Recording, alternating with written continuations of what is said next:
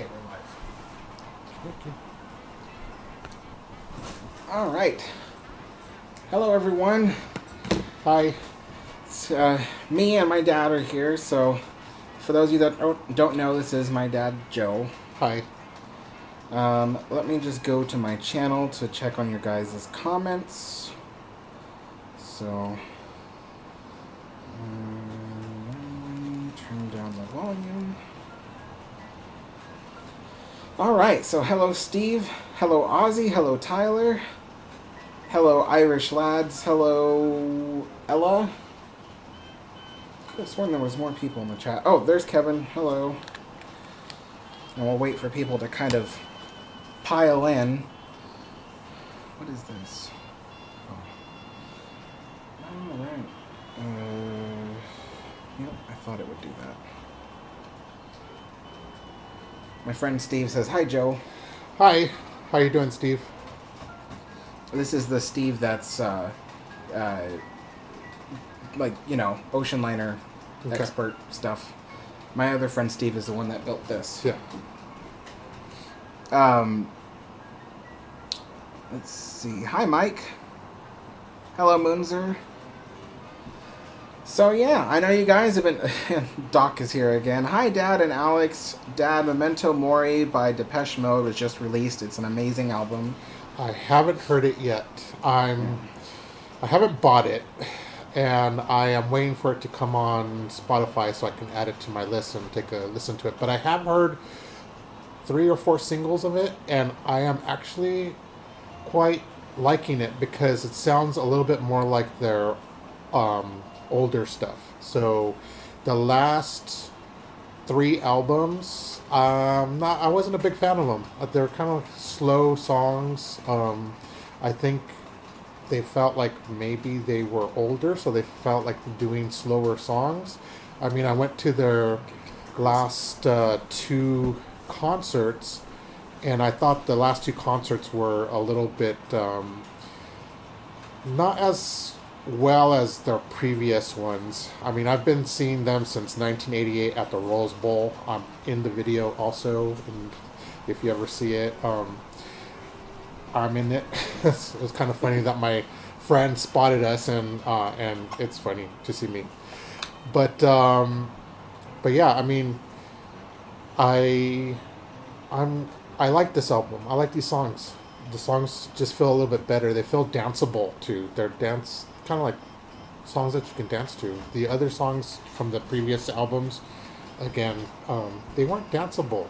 So you're saying you can dance if you want to. Yes. You can leave your cares behind. Yes, and if you don't, yeah. So, but yes, you can do that. Yeah. All right, so let's see. Yeah, Doc says it's a throwback to the. Wait, it's a real throwback. It's so nice. Yes, it is a throwback. I like it. Kind of like Precious. Was it Precious? Precious, right? Yeah, I don't know. The song Precious that came out back in 2008, I think it was.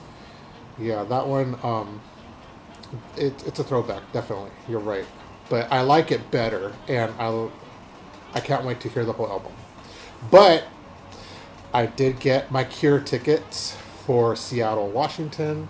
I can't wait to go see them in concert. Their album comes out next month. I can't wait to pick it up. Also, their show album,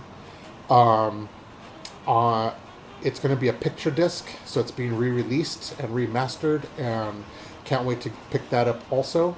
It's on vinyl, and that's on Record Day. That's going to come out next month.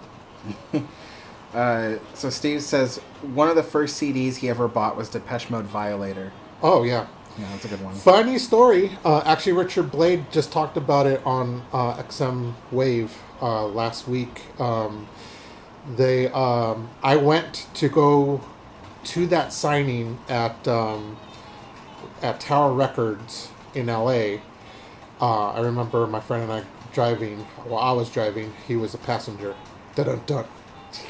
Get it? the passenger. Yeah. Anyways, but anyways, we went to it, and we were trying to find some parking, and that's when the riot happened because they closed the doors and people started to riot, and we could see like the cops all forming a line and going up the street, and people on the other side. Yeah, it was. So we couldn't. We were still trying to find a parking spot, and we saw that, and we missed it.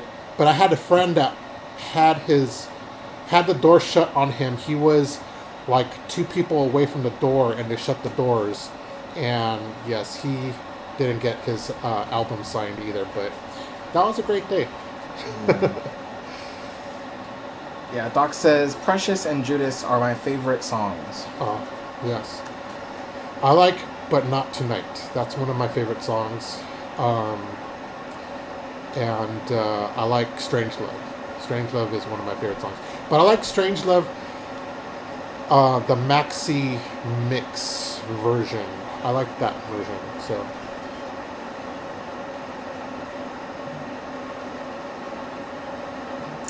Doc says, one last dad question. Did you know that Martin Gore of Depeche Mode is biracial? His dad was a GI. He looks a lot like my son, who is biracial, but also a natural blonde. Incredible life story. Did not know. No. I don't think I've ever gone into their backgrounds. No. I mean, my favorite band is The Cure. That, yes, I do know a lot about them. Depeche Mode. So, growing up in the 80s, I had a friend in high school. Once I met him as a freshman in high school. But before that, I was a big Cure fan in junior high. And that was moving from Duran Duran. So I think my favorite band when I started junior high, I was 11 years old, and I was in 6th grade, and I liked Duran Duran. And then I kind of met other friends who were punk, and they liked punk music, Sex Pistols and Circle Jerks and that kind of thing. So they liked that. But I started to listen to more of The Cure, and I liked some of The Cure stuff. And as I got into high school, I met my friend, and we started hanging out, and he started to like Depeche Mode. I was still a big Cure fan. I was growing to be a bigger Cure fan. And I remember I was barely 16. I didn't have a vehicle. The Cure had come out with their Kiss Me, Kiss Me, Kiss Me album. They were playing at the Forum in LA. I really wanted to go. I had another friend that liked The Cure also, or had a Cure album. But she didn't want to go because she wasn't sure how the concert was going to be like. And she drove, but she didn't want to drive. And I said, well, I'll buy the tickets. And she said no. And my other friend didn't want to go. So I missed out on that concert. The next concert that came up was Depeche Mode in 1988. I was 17, and that was July 8th, I believe it was, at the Rose Bowl. And because my friend was a Depeche Mode fan, and I like Depeche Mode. I mean, I listened to Depeche Mode. We both listened to both bands, but it was kind of weird. He was more Depeche Mode, I was more The Cure, and but I like Depeche Mode also. So he bought the tickets. I bought tickets with him. We got there really early at Music Plus, I think it was called. It's a long time ago. Yeah. But yeah, we got tickets to that. We went to the Rose Bowl and saw a lot of friends from high school there, and so that was my first concert ever. And then the following year was The Cure, and that was the Prayer tour from Disintegration, and I finally got to go. Years later, same friends that didn't want to go to the Kiss Me, Kiss Me, Kiss Me tour went with me to another Cure concert, and they're all surprised about The Cure. They really loved it. They really loved the concert, and I was like, see, we could have went a lot earlier together. It was years ago, Dad. Let it go. Hey. Top and present line. Alex, how many funnels do you think a liner should have to make it look modern? I think 2 funnels, because SS Rex, SS America, SS Bremen look streamlined and modern with 2 funnels. I mean, yeah, I think so. I mean, I never really liked the fact that the QE2 had only 1 funnel. I thought it was kind of weird. But yeah, I think 2 funnels looks kind of cool and modern for a classic steam ocean liner. But at the same time, liners only had as many funnels as they needed. Let's see here.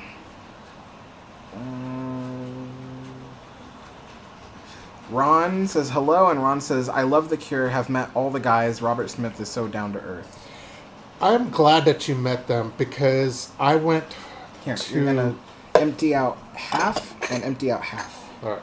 So I went to a signing for their Galore album, and I didn't get to get my Galore album signed directly from them, but I had met a girl the summer before that, and I met her at the Wild Mood Swings tour, and anyways, she was 8th in line, and I was way in the back.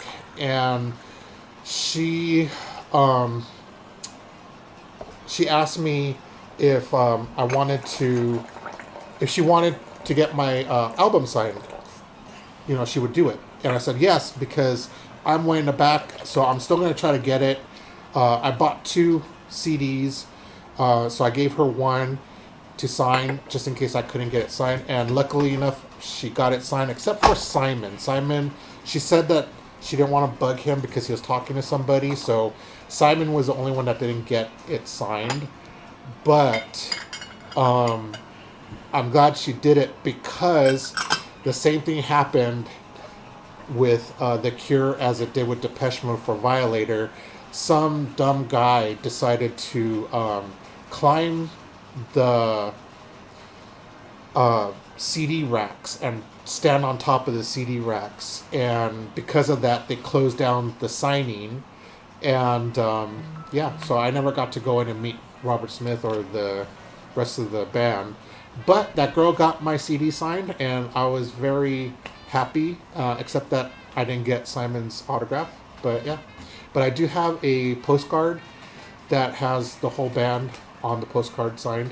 I'm very particular on anything that I buy that is signed because there's a lot of fans that like or have their favorite album and they go get it signed by the recent members of The Cure who did not participate in the recording of that album. So I usually won't buy anything like that is signed by anybody that's recent in The Cure as to the ones that were directly involved with that album. But yes, I mean... Yeah. Steve says, nice stories. Joe totally brings back memories. Yeah, that's me. I'm retro. Retro Joe. He's like a time capsule. Just a walking time capsule of the 80s. I am. He's even wearing the pork pie hat. Yep. There you go. Let's see. Alex, have you heard that Mike Brady from Ocean Liner Designs is currently taking a trip on the Queen Mary 2? No, I haven't heard that, but that's pretty cool. I know that, I was just talking to my dad today about my Queen Mary 2 trip that I'm planning to the UK with my friend Chris. And so, yeah, it looks like probably by the start of summer, I'll have the money I need to actually start booking the trip and planning it out to the final stages. And, depending on when the ship is available, because it's weird because it's only one ocean liner. So it takes a week to cross because they don't go fast anymore like they used to in the old days where it would, where the Queen Mary 2 would get across the ocean in like 5 days.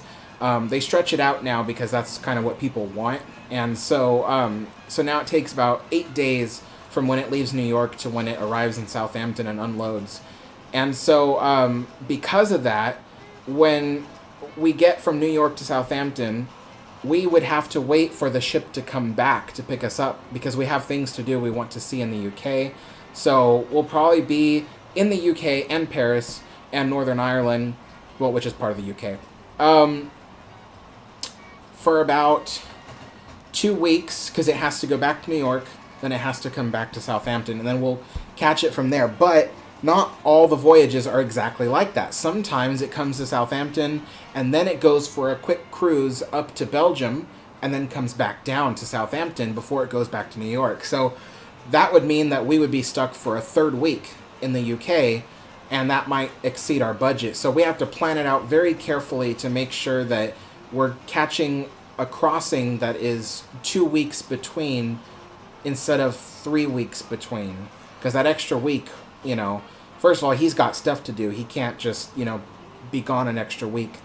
But also, you know, the budget. We have to, you know, lodging and what are we going to do for that third week. So, but yeah, so I'm thinking that by the start of summer, I can actually start booking the trip. And I know that actually brings me to the next point, because a lot of people have been asking, Alex, when the original Queen Mary reopens, that's hot enough. Alex, when the original Queen Mary reopens, will you be there? And originally I said, yeah, I want to be there. Maybe not the same day, but around that time. And I was planning it out. I was looking at my finances the past couple of days to kind of see where things are at, so I can go back down to the Queen Mary, get the footage I need, so I can make more nuanced videos for you guys about little things that most people just don't catch and put on YouTube. But I really looked at it, and while I technically could afford a trip down to Southern California, you know, I could really put that money towards my UK trip and just get that done sooner. And I really, really want to do my UK trip just a little bit more than my Queen Mary trip. Especially because I've been talking about it for 1.5 years to you guys, and you guys have been like, when are you going? When are you going? And so the sooner I get that saved up, the better, you know. Yeah. Especially my friend Chris, he really wants to go. He's got the money already. He's like, let's go. I'm like, I'm saving, you know. So that's kind of my hope. Okay, now you're going to dump out all the water from both.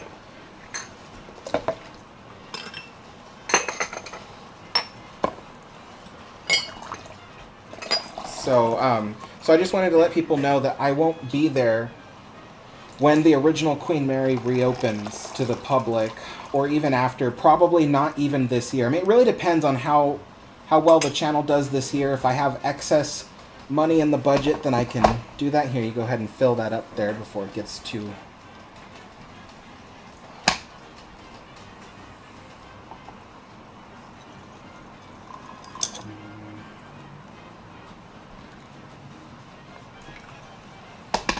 And your teacup.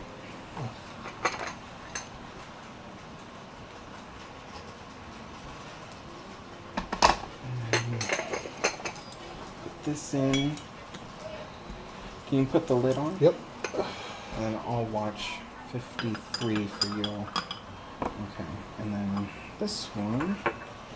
Dump out the rest. And I'm going to speak a little bit more about... Here.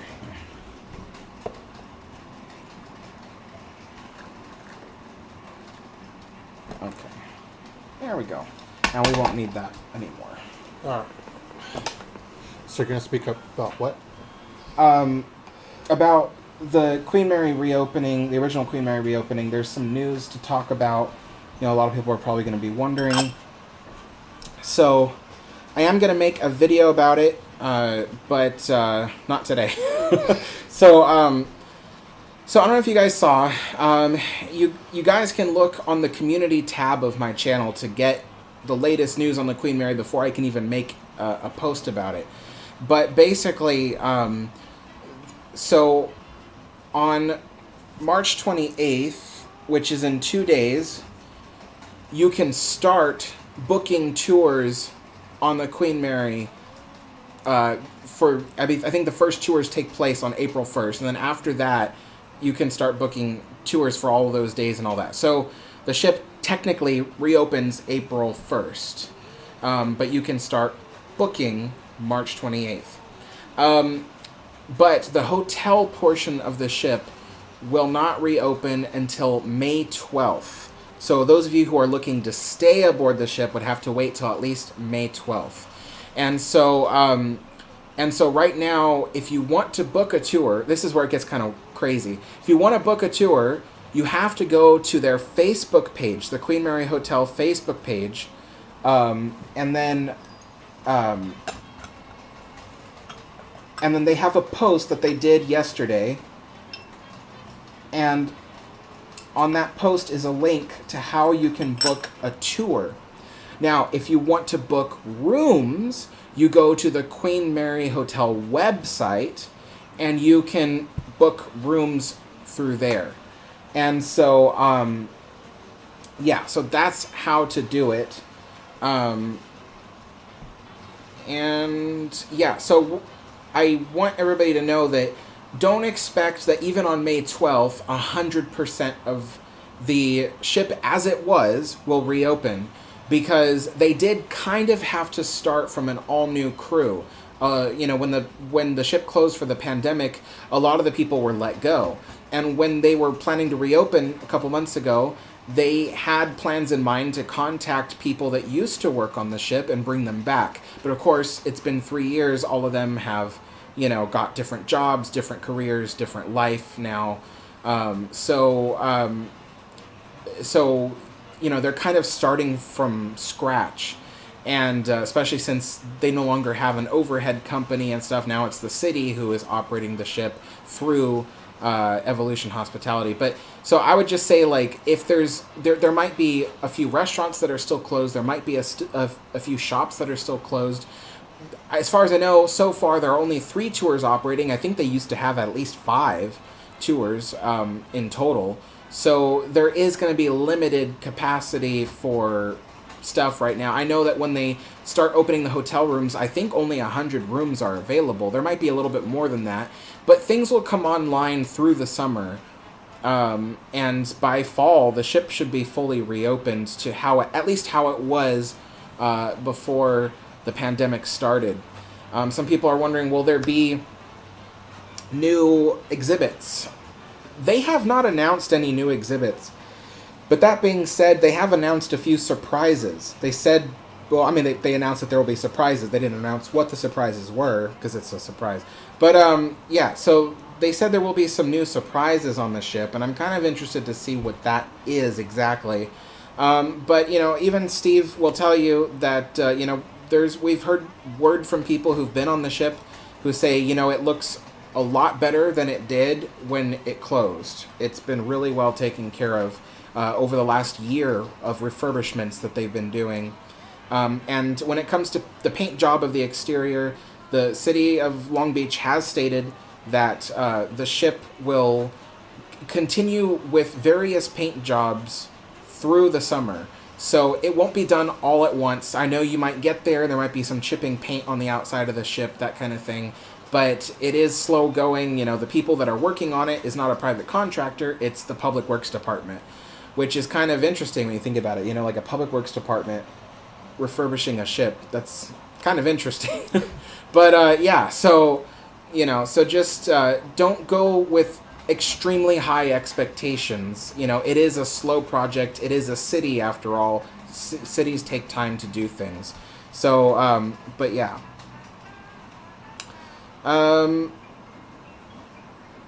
Carter's like having difficulty understanding the relationship between a father and a son. This is my father. I am the son.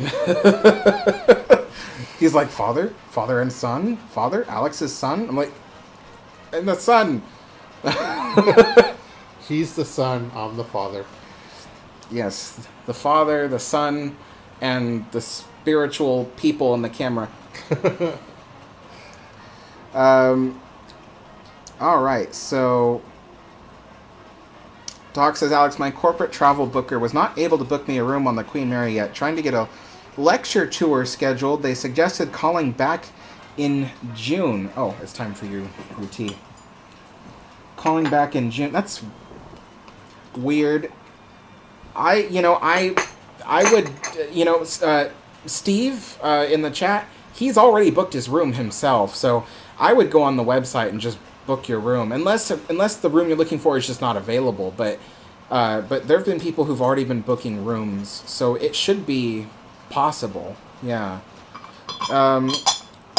Hello, Sam. Sam says, is that a Forney I see in the background? Yes, it is. That's my favorite type of steam locomotive. Sometimes my favorite switches between a 440 and a Forney. But, yeah, it's my favorite type of steam locomotive.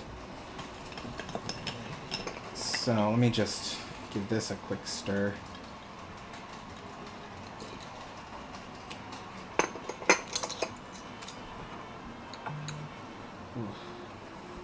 Is that okay? Did it overbrew?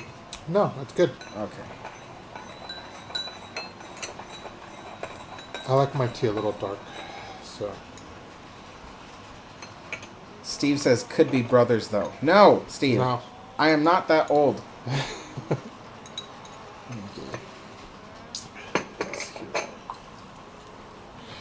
Yeah, I did not have him when I was 11. Pour this out. There we go. I just realized that this tea, I never have it with cream. I don't know why I put cream in here. That was a waste.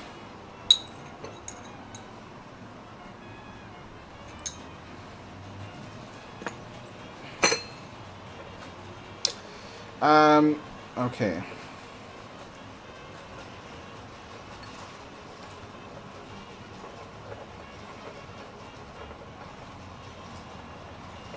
Irish Lad says, "Can I visit you in Belfast?" Unfortunately, no. I don't do meetups anymore.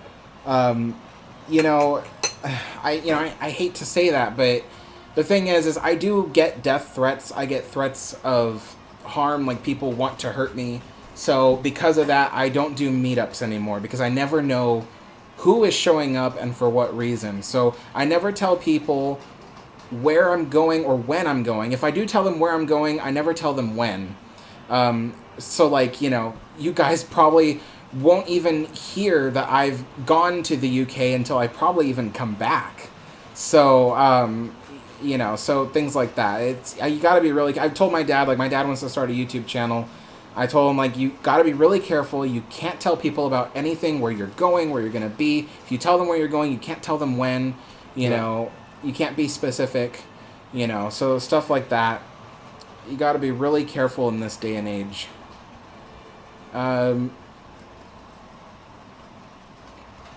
Shiloh says, when I get a chance to stay on the Queen Mary, I plan to bring along my portable phonograph and play somewhere at sea. Yeah, that'd be really cool. Let's see if you can stir up some ghost activity. Yep. That's one of my favorite Henry Hall songs.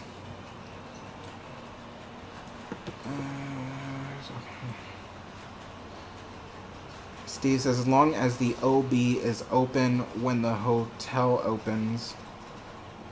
Gosh, I'm really bad at abbreviations. I don't remember what OB means.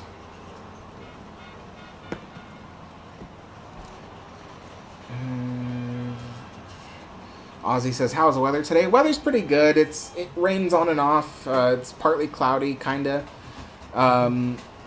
It's a little bit chilly outside, which is always good. We like it, that weather. Mm-hmm. And then there's lots of geese around. They're all moving back up north. Yeah. And, yeah, we've been seeing a lot of geese today. Yeah. It snowed yesterday geese. morning. Yeah. It snowed geese, yes.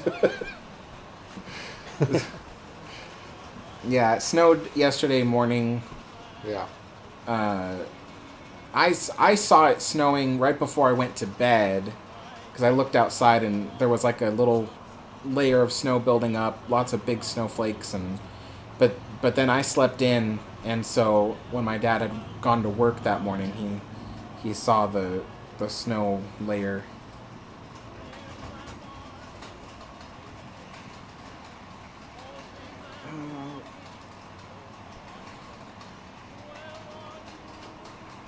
Chris says, I probably will never be able to visit the RMS Queen Mary. I live just too far. As you know, I live in Missouri. Yeah, that's a long way to go. And I think the rooms for the Queen Mary are a bit overpriced, to be totally honest. They're, what was it, like 3 nights for a room with 2 twin beds. Mm-hmm. I guess it is a classic room with the original wall paneling, but for 3 nights, including fees, it was $700, which seems kind of high. Yeah. It is. Yeah. Yeah. Yeah. Well, for 3 nights, though, Mm-hmm. way better than Disneyland Hotel, that's for sure. Yeah, but, like my friend Steve and I were talking, like, it's not like the service you get on the Queen Mary is 5-star. Oh. If you compare it to the kind of service you get at other hotels, it might be equivalent to, like, a motel. Mm-hmm. Except they do have room service, so I will say that there's that. Yeah. But, yeah. I mean, I guess the admission is also worked into the price. And you do get a free tour. So you got admission included in the price and a free tour. I don't know. It might be worth it. I don't know. It just was expensive. Like, I was looking at it, I'm like, $700. Because I was going to stay 3 nights. Because I need to film the ship really badly. I need to film more stuff. And, I know staying at the Disneyland Hotel is like about $400 a night. And that's for a standard room. Yeah. So, it's for like a cheap room. Yeah.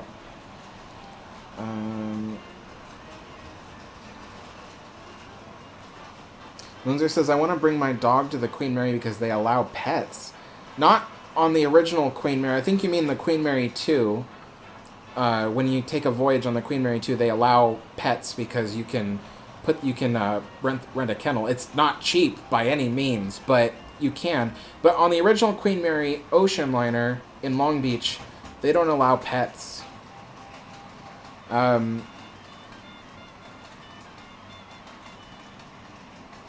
Doc says, I usually book 6 months out for a tour, and they weren't able to book it. I can't use the website, or I won't get reimbursed. I'll let you know. Usually I do 3 days of lectures in the area and 2 for fun. Okay. Well, good luck.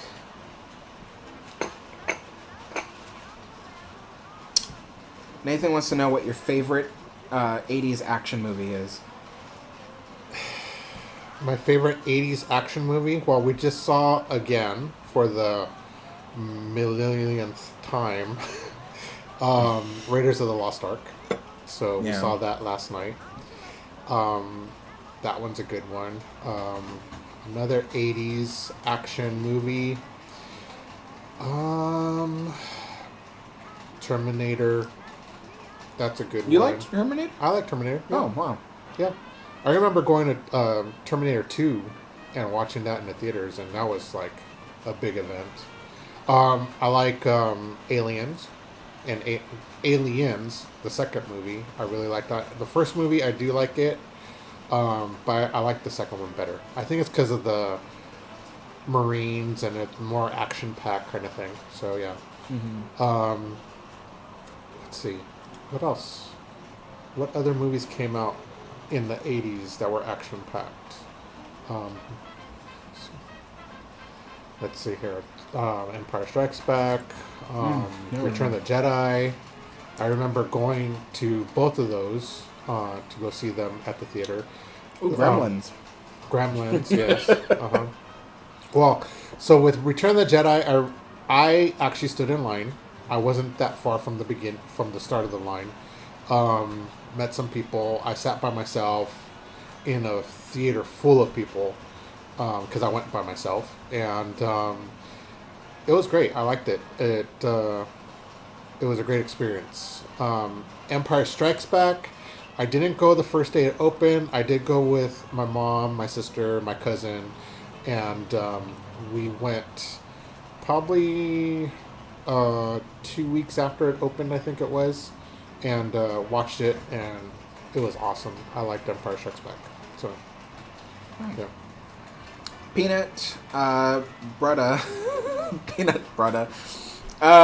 Says, hi Alex, love your videos, man. My wife and I just discovered your channel. We've been binging your Disney series. Can't wait to watch your channel explode in popularity. Thank you so much. It's really nice to hear that because I do work really hard on the videos. And some of them take a while. Like, I'm in the process of making a video about the steamship RMS Queen Elizabeth. And that one, it's taking longer than I ever expected just to get all the images and video together. I've had to convert some of the video to high definition. I have software that does that because, you know, I like to have a nice quality looking video and stuff like that. So it does take a long time. And this week I'm going to try to power through it. Sometimes I get distracted, you know, we go places, we do stuff, and I got to power through that video and get it out. But yeah, thank you so much. And there will be more Disney videos to come. Mike says, death threats. Wow, why? You don't believe it's the dumbest things, you guys, the death threats. The first time I got a death threat, because that's the one I remember the most, I had put out my video called The Rolling Mary, and it's all about the Queen Mary and how it was just, it rolled a lot at sea for a ship. And for the thumbnail of the video, I created kind of like a photoshopped version of a real event. In 1942, while the ship was carrying 11,000 troops across the North Atlantic, the ship was coming just north of the island of Ireland, and as it was I think it was sailing out towards the Atlantic actually, but it was suddenly broadsided in the middle of a storm. By the way, suddenly broadsided by a 92-foot rogue wave off the starboard side. And it knocked the ship 52 degrees off vertical. And they say that if it had rolled 3 more degrees, it would have capsized. And it was a really huge event for the ship. And, you know, obviously the ship survived it, but not unscathed. But there's no photographs of that event. So I created a photoshopped version of it, so that way when I did the video and I talked about the event, people had something to visualize. And I thought, this is a really cool photoshopped photo, and I'm going to use it as the thumbnail, because it is true, it did happen. It's just not a real photograph. Well, this guy had a huge problem with that. He says, oh, this is clickbait. I'm like, it's not clickbait. It was a real event. It actually happened. And he goes, yeah, but it's a Photoshop photo. I'm like, yeah, but it's only Photoshop to represent what happened. And he just got, like, really angry, and he's like, oh, you know, your days are numbered. You know, you better watch out, and blah, blah, blah, and I'm going to find you, and, you know. And he's like, and then you're going to be done. And I'm just like, Jesus, you know. And then you report this stuff to YouTube, and YouTube doesn't care. They're like, oh, well, so you're, you know, a few dollars less every month if you disappear. I'm like, you know, so yeah, YouTube doesn't care. So yeah, that was one of the first ones I got. And then I got another one where somebody was just like, oh, you know, if I ever see you in Disneyland again, I'm going to kill you and blah, blah, blah. And I'm just like, people get upset over the dumbest things. When you are so upset because a YouTube thumbnail does not appear the way you would want it to appear, you know, people get upset. Another guy got upset. He threatened to punch me in the face next time he ever saw me because I put music in my videos. I'm like, I don't get it. I don't get, people are crazy. There are crazy people out there, you know? So yeah, it makes no sense. And that's why I always tell people, I'm like, if you're going to start a YouTube channel, you have to be careful, because a lot of these people, they're all bark and no bite. That's true. But you just never know. You never know. So it's always be cautious. But I used to do meetups all the time, you know. I used to do an annual meetup at Disneyland back when my content was only about Disneyland. And so I did an annual meetup with friends and viewers of the channel. We would take a group photo by the Grand Californian Christmas tree in the lobby. Sometimes we did 2 annual meetups, actually, because we would do a summer meetup and then we would do a winter meetup on occasion. But can't do that kind of stuff anymore, you know. Like, one time I was at the park and I was going to meet up with people just anybody who wanted to show up, I invited them to come to Disneyland while I was there. And this guy was like, "Are you Alex the Historian?" I'm like, "Yeah." And he's like, starts yelling at me because he, like, I don't know, he hates my channel, he hates my voice, whatever. So it was after that I was kind of like, you know what? I can't announce where I'm going to be anymore. People are insane. They're insane. So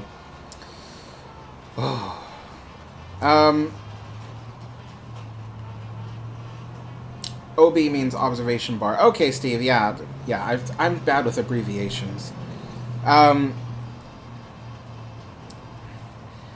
Steve wants to know, did you go to many concerts at the Wiltern Theater or the Palladium? I've been to the Palladium. So the Palladium, I saw Morrissey there. I saw Susie and the Banshees. That was during their 7-year Itch tour. That was such a great concert. Let's see, who else did I see at the play? Oh, I saw Goldfinger, Bad Religion, and who else? There was somebody else at that same concert. So I've been to the Palladium several times. The Wiltern, I have never been to the Wiltern. Because there's been a couple of groups that I just haven't seen there. I saw Susie, or it was called A Night with Susie from Susie and the Banshees. That was during her album called Hai, which is like in Japanese, Hai, yes, translated. And she was at the House of Blues when it used to be in downtown Disney. So that concert was actually really good because she sang a lot of things from Susie and the Banshees and Creatures. So a mixture of both. I miss the House of Blues. They had some good bands show up. They did, but now they're at the Garden Walk. So, yeah.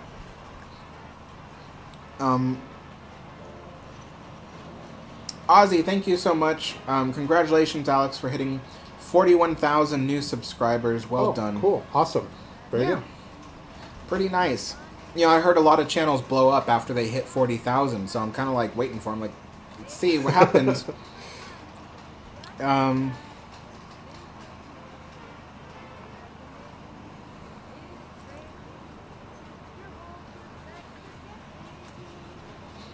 Top impressive line. Yeah, that ship still sounds too big because a lot of people want me to put a model ship on my layout, something that fits the scale. But the thing is you can attest to this. Everything is smaller than it looks. Mm-hmm. Especially, you guys, like, what you're seeing in the camera has a weird aspect ratio, so it's spreading everything out on screen. It's not really that big. It's a very small layout. So, what might look like a foot or 2 feet between one set of tracks to the other is really more like 3 inches. Yeah. So, the river on my layout, when it's on camera, it looks big, but in real life, it's only like 4 or 5 inches wide. So, and then, so a ship that is 58 feet long, 12 feet wide, that's bigger than the river. Yeah. So, we're really not this big either. We're like about 4 feet tall. Yeah, we're like kidding. little, we're like the Munchkins from Munchkinland. But, and yes, I do, when I do say 58 feet, I know scale feet, so that would, that's, I forget how many inches that is, but yes, I do know it wouldn't literally be 58 feet long. I speak in scale feet, but yeah, the layout is really not that big. No, it's not. Thank you, because I tell people all the time, like, there's just no room, so yeah. Let's see.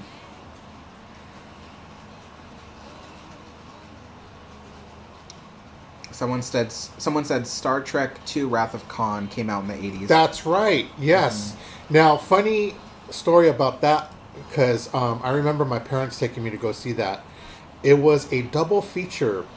So the first movie that came out, and it was at a drive-in theater, which used to be in Costa Mesa, which, in fact, used to be where it was on the corner of Brookhurst and Talbert, which is now a medical center. Used to be FHP, but right after they tore down the movie theater, it became FHP, which is no longer exists. Anyways, went to go see a double feature. The first movie that was on was Quest for Fire, which had the daughter of Chong from Cheech and Chong. What's her name? I don't know. Anyways, she's in. She plays the mother of in Interview with the Vampire. The show, the yeah, TV show. Louis' mother. She's in that movie. Anyways, she was in Quest for Fire, which at the time I was probably 10 years old when the movie came out. So You didn't see the movie at 10 years old, did you? I think it was 1980 when Wrath of Khan came out. Oh, Wrath of Khan. Yeah, Okay. 80 or 81. So I would have been 10 because I know it was in September. So in September, that's my birthday, and I would have been 11. So it was right before I started junior high. And if any of you have seen Quest for Fire, yeah, it's a little risque. And then after that, then Wrath of Khan came on, and that was so cool to watch because that's the only reason why I really went there. But I did like Quest for Fire because it was kind of interesting in the prehistoric kind of way. Yeah. Not the sexual kind of way, even though, yeah. Just end it there. There's a Yes. family channel. Okay, so let's see. Somebody just asked me.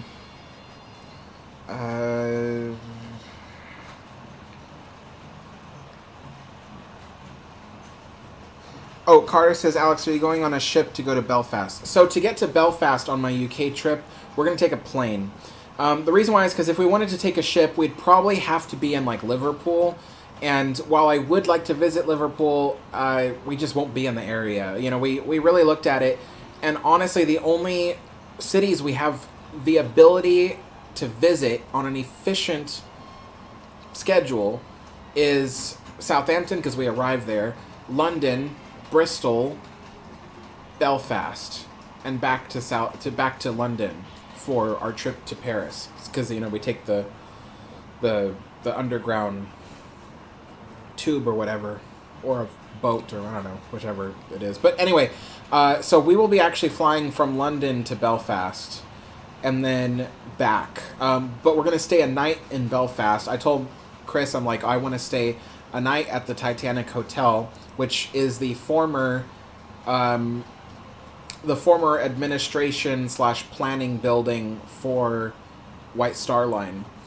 So it's going to be pretty cool. But yeah, we'll stay a night in Belfast, and then the next day we'll come back. Because there's a lot to see when we get to Belfast. A lot to do. But yeah, it will be a plane. So Doc asked a good question. If you stay on the Queen Mary Hotel in Long Beach, is it a safe place for a woman to be alone?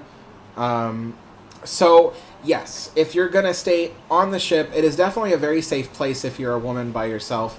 And the reason why is because the only people that can get on the ship are people who have either an admission ticket or have proof that they're staying at the hotel, because they have a security screening at the entrance. So that's the only way you can get on the ship, is by going through security screening.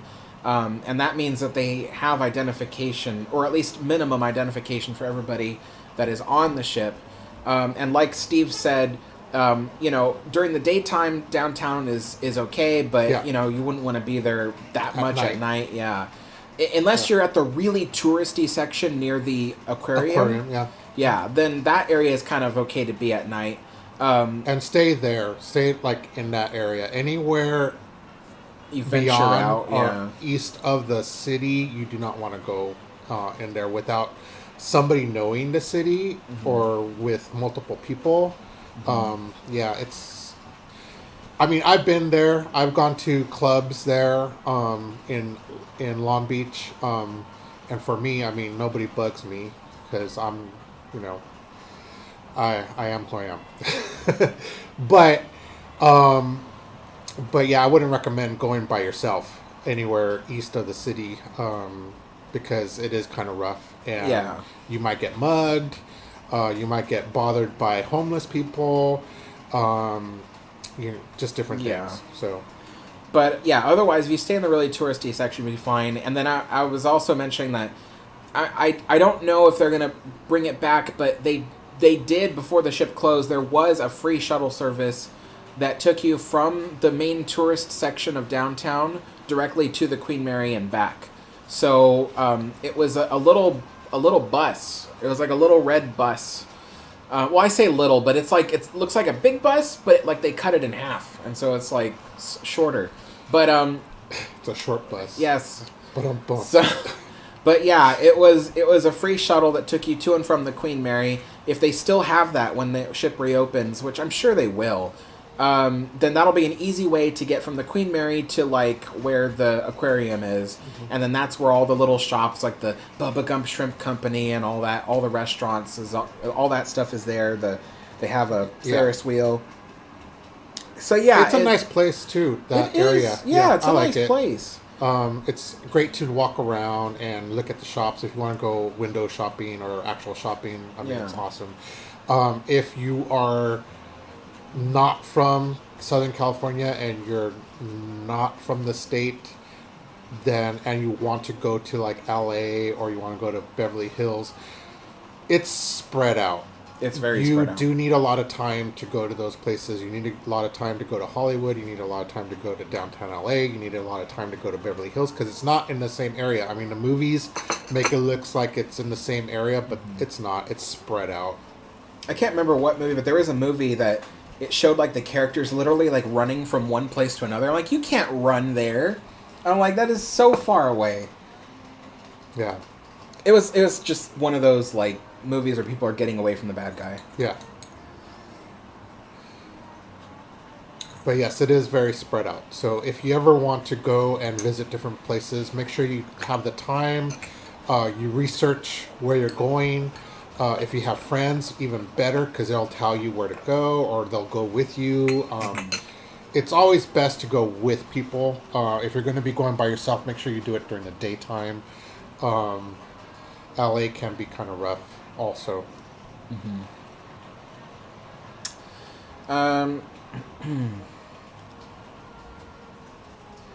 Ella, thank you so much. Yeah, I know.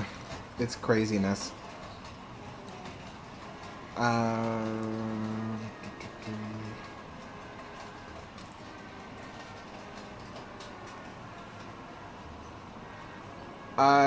So Nathan says, does your dad know if the aircraft carrier ships in the movie Top Gun Maverick were genuine ships or were they green screen? They were genuine ships. So they did go on the aircraft carriers. So Top Gun, the first movie, Top Gun, not Top Gun Maverick, but Top Gun, the movie, they filmed it on two different ships. They filmed on USS Ranger and USS Enterprise. The USS Enterprise is where they show the beginning of the movie, where they're showing all the planes taking off and landing, and then they show Maverick being launched off, and I guess they do like a barrel roll in the beginning of the movie or something like that. You see the Enterprise, and the Enterprise is distinctly different from any other ship because it has a square island on it. All the other islands on the other ships are rectangle. So that's how you know that that's a USS Enterprise. So that one, my cousin was on it, so you can see his hands, and it's at the end of the movie when. Was that the beginning? Yeah, he's also on the beginning and all. No, he's mostly on the end. He's end. So you'll see a helmet that says 1P, and it's a brown helmet, and you'll see his hands going like this. So that, and it's funny because they show him doing this, but they show him kind of like you think he's launching the aircraft, which brown shirts don't do that. They're the plane captains, so that means that they're mechanics, and he gets that promotion through the Navy. I don't know exactly how they get promoted to do that, but they do all the checks. So one of this signal here is one of the checks that they do for the aircraft. So they do the flaps, they do the engines, they do different kinds of things. So they do a lot of hand motions for the pilot, and the pilot does everything to check that everything is working on the aircraft. So that's why. And I think they filmed that because they like the hand signals of that. So that portion. So it looks like he's launching the aircraft because he does kind of hand off the aircraft to the, I think it's the yellow shirts. Now the yellow shirts are the ones that actually launch the plane. So he does this, which looks like he's launching the plane, but he's actually handing off the plane so that it can get hooked onto the catapult and then be launched off by one of the yellow shirts. So, so yeah, in the new movie, they filmed on another aircraft carrier. I want to say, what aircraft carrier did they film on? You know what? I forgot which aircraft carrier they filmed on. I want to say Nimitz, but I don't think it was a Nimitz. So, but yeah, if you know which one, if you saw the credits, because I forgot what it was, yeah. I have been on an aircraft carrier. I've been on the USS Abraham Lincoln, and I've also been on the USS Carl Vincent. Both aircraft carriers are magnificent. They're huge.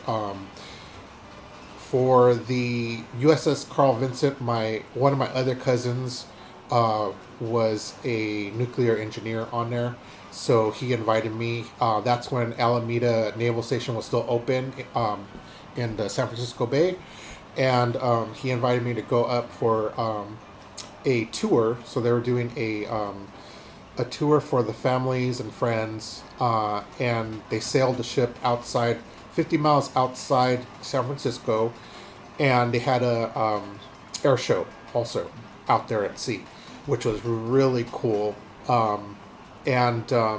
soon it's kind of weird because you're sailing past the Oakland Bay Bridge, and then you sail underneath the Golden Gate Bridge, and sailing under the Golden Gate Bridge, the mass of the ship was only maybe 4 feet away from touching the bridge, and there was people on the bridge with signs saying have fun, that kind of thing, and they welcome you back. They had a welcoming committee that went to the bridge, and that was kind of cool.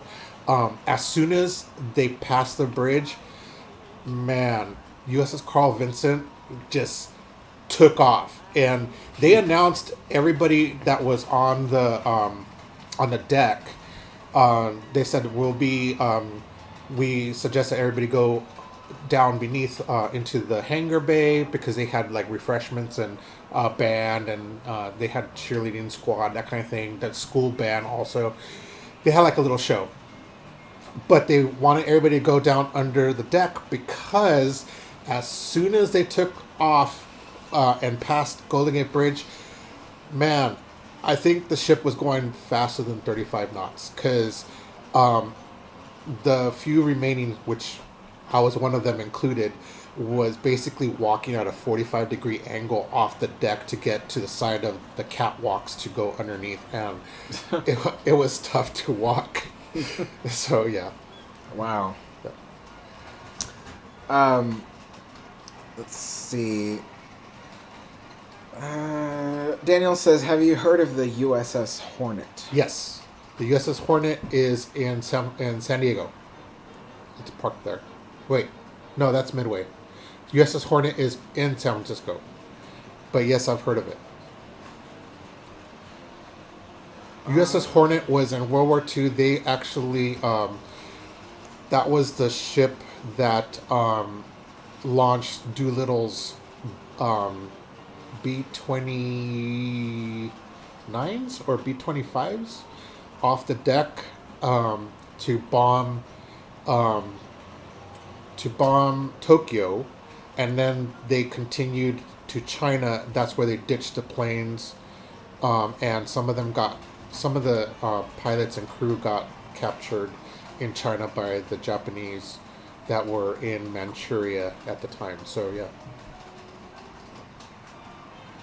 Okay, Carter is asking me what ship I'll be on, Queen Mary 2 or Queen Elizabeth.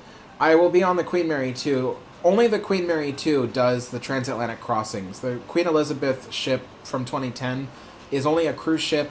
It only crosses the ocean when it needs to relocate for a different cruise. So Queen Mary 2 is the one that does the transatlantic crossings. And Queen Mary 2 is the only ocean liner left in service. So it'll be definitely a very cool thing. I want my dad to come with me, but because I want him to see the UK and see Paris and see all that stuff. But for a lot of you folks that are in the UK or in New Zealand or in Australia or whatever, this might be a new concept to you. But in the United States, when you have a job, I think the most amount of vacation you can accrue at a job is like 2 weeks? Yeah, it's about, so when I worked for Disney, I had 5 weeks. Now that I'm up here and I have a new job, I have right now 40 hours. But you can't take all that at once. You can only take 40 hours. You can take any of your vacation at once.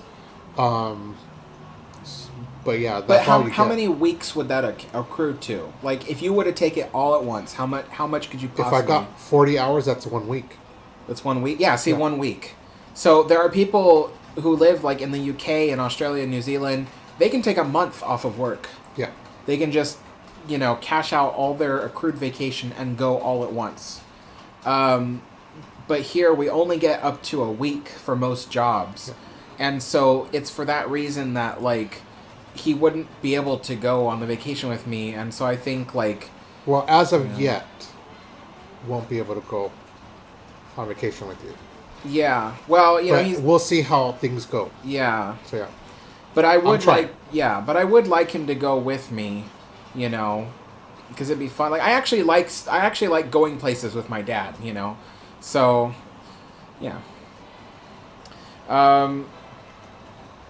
Let's see. If we go to Paris, I want to go to the catacombs underneath Paris. I want to see all those skulls and bones in the catacombs. I think that's interesting. Yeah. Well, I heard that was a big cash grab. It is, but also it's very fascinating because it's done... It was done a long time ago, so... the bones are there from people that died in plagues and natural death and whatever, and it was just overfill from I think the cemetery was Les Enfants, or not Les Enfants. I forget what cemetery it was. It was inside Paris, but they closed it down because it was just overfilling with bodies, and it was a mess. So, yeah, and then they moved it outside of Paris. They moved the cemetery outside of Paris, and that's where Jim Morrison is buried. So, yeah. Sam, my dad's name is Joe. Joe. Yeah. You'd be surprised. A lot of people spell Joe J-O, and that's a girl's name. Oh, yeah. So. Otherwise, you can call him Darth Joe. Yeah, right. Let's see. Trying to get through these comments.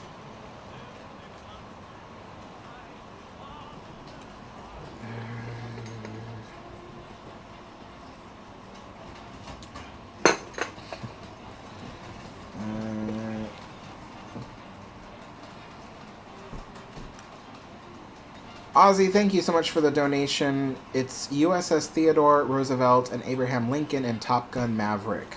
Okay, cool. I wanted to say Abraham Lincoln because I knew that I was like, oh, I've been on that ship. And that was during Fleet Week in Long Beach. And we did take Alex, and Alex was very, very young at the time. He was probably, I think you're about 2 years old. Or 1 year old. No, you've been 2. And I went with his mom, and we went on it. I liked it. It was really cool. They didn't do an elevator lift, which, but I got to do an elevator lift on the USS Carl Vincent, so that was cool.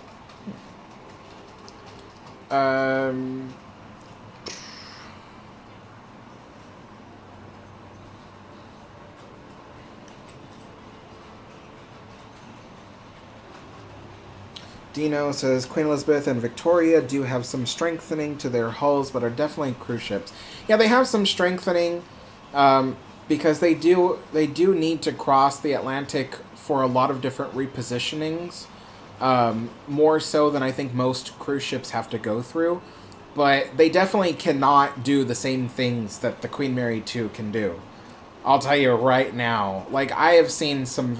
Actually, there's some really cool... I mean, not just like to kind of like hold my beer kind of move, but actually there are some really cool videos on YouTube of the Queen Mary 2 in like hurricanes. I mean, they call them something else on the Atlantic, but they're basically hurricanes.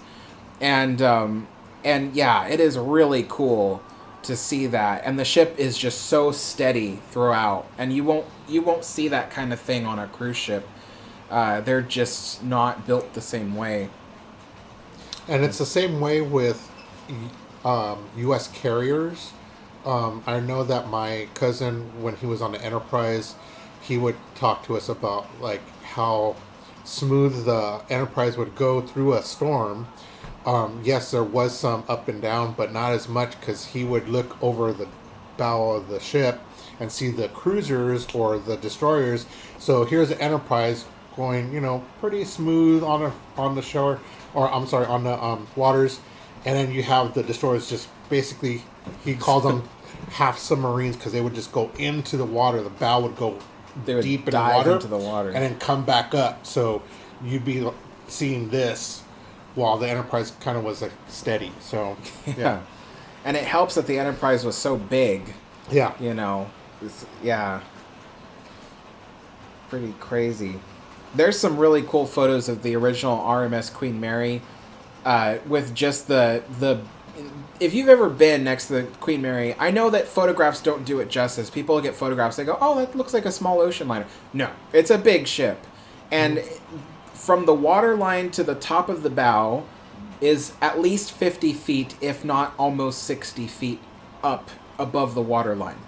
And there are photographs of the bow of the Queen Mary entirely submerged by massive waves, because the ship would easily run into, winter ocean gales that would make the swells go up to 70-foot swells. And it's just insane to think like a wall of water that large just washing over the bow of the ship. Yeah. So yeah, it's incredible.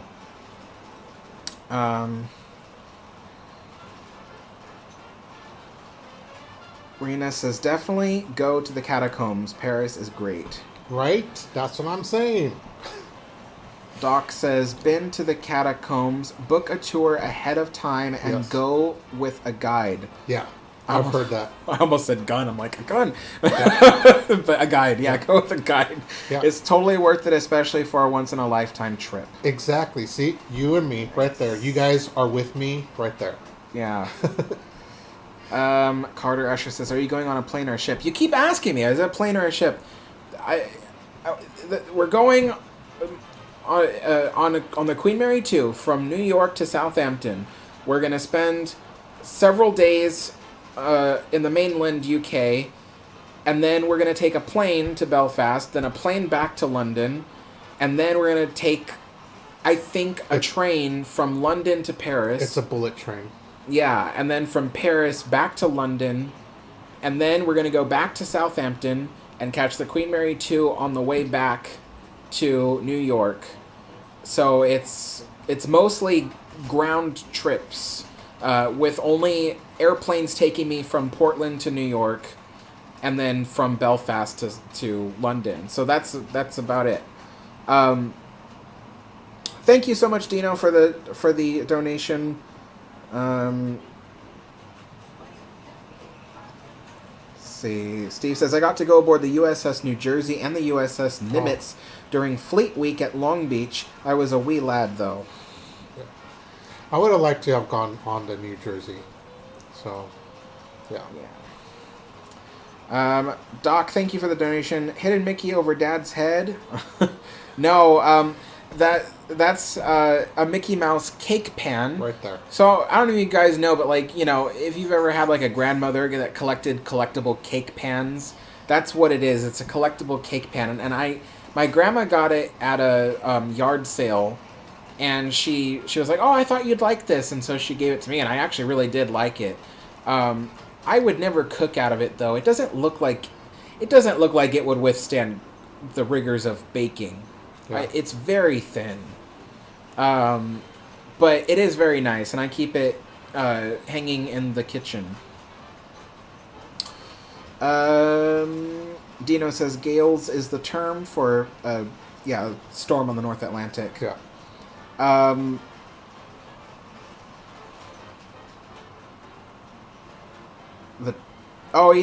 Steve says the channel. It's the Channel Tunnel beneath. Yeah, between London and Paris. Yeah. Or London and France. But we're gonna take the channel. Yeah, where you go underneath the ocean. Mm-hmm. Yep. And my hope is that when we're exploring London, we will take the tube. The tube. The tube. That's what they call it. In any case, you'll be watching the gap. Mind the gap. Mind the gap. There Mind you go. the gap. Mind the gap. So, but yeah, if you're wondering what the channel is, that was in Mission Impossible #1. So that's the one where Tom Cruise is hanging outside the train. So yeah. Yeah. Maybe we can get Alex to hang out the train. No.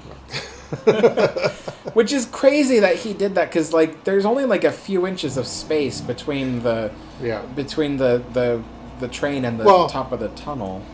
I don't think it was filmed live on the train. No, probably not. No, but yeah. Yeah, one thing my friend and I are going to do, and again, it depends if my dad's able to go with us, but one thing my friend and I are definitely going to do is we're going to have every region of the UK we go to, we're going to have fish and chips. Because every region, they do it slightly differently. Yeah. So I would like to actually try fish and chips from because it's not the same here. No, it's not. Yeah. But if I go, I would like to check out some vinyl stores and see what there is. Yeah. Yeah, one thing I really want to get if I'm there is if I go to a vinyl store, I'm definitely going to get a lot of like older like vinyls and stuff of collections of 1930s orchestra bands and stuff like that, because you can kind of get that here, but a lot of it is American orchestra band music, and that's okay. Like what's his name? His name is escaping me. It's like Sheffield or something.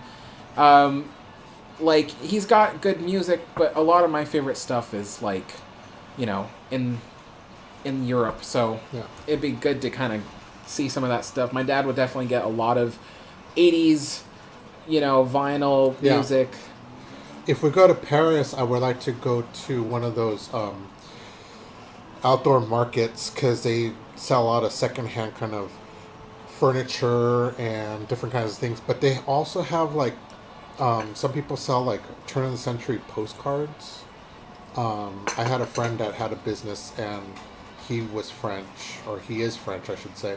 And his father lives in Paris, and he basically had his dad go buy the turn of the century postcards, he would send them to my friend, and in turn, my friend would make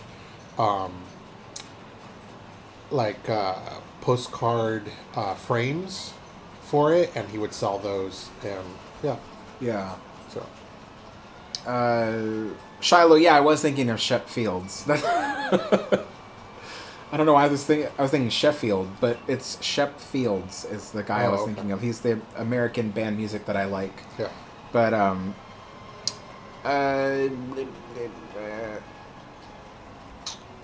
Henry, so what we were having today is we have chocolate chip cookies here, and then over here we've got the chocolate covered McVitie's tea biscuits, and then we've got homemade Scottish shortbread, which I make myself because it's just too expensive to purchase. Although my brother-in-law did get me a box of Walkers for Christmas, and I ate that real fast, so yeah. But yeah, you know what I wish I could get, Dad? It's so expensive here. They have something. It's a New Zealand or Australian pastry. It's called Tim Tams. Oh, Tim Tams. I've had those. You've had those? Yes, Pretty those good. are very good. They're really good. But, very good. Like, if I try to buy them here, it's like $20 for a package. But in Australia, they'll spend like $2 Australian on it. Yeah. It's not that expensive for them. So it's about like $1.50. Yeah. So it's, it's very cheap for them, but super expensive here. Yeah. I can't justify spending that much money on Tim Tams. So. Yeah. No. Yeah. A coworker at Disney, she went to Australia, brought back a whole bunch of Tim Tams, and we enjoyed Tim Tams for about 3 days in a row. Yeah. So they're very good.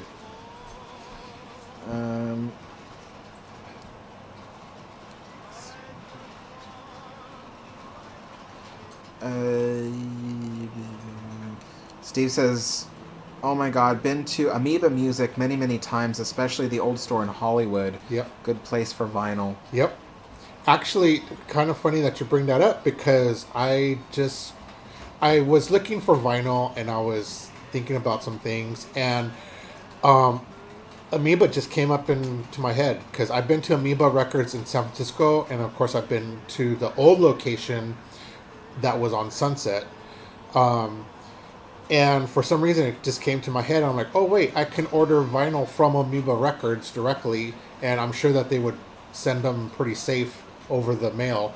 I did buy the Cure's vinyl record, the 30th anniversary of Wish album, and I bought that, and when it came to me, the corner of the album record was bent, and that really upset me, and I couldn't return it or anything, so I'm looking to buy another one, and I was just looking at Amoeba Records, and I'm like, oh, I'm sure that they would like send them pretty safe to you, so I might buy it from them. Yeah.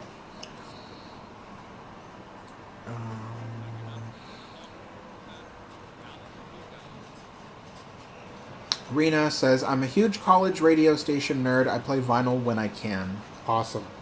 I got my dad a really nice vinyl record player for Christmas. Yeah.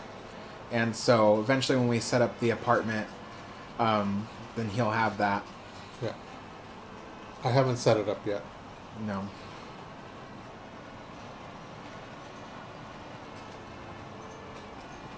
And who's next? I'm just reading. I don't read out every single comment Yeah. because we'd be here all day, but I try to read the ones that I think might be important or asking questions or...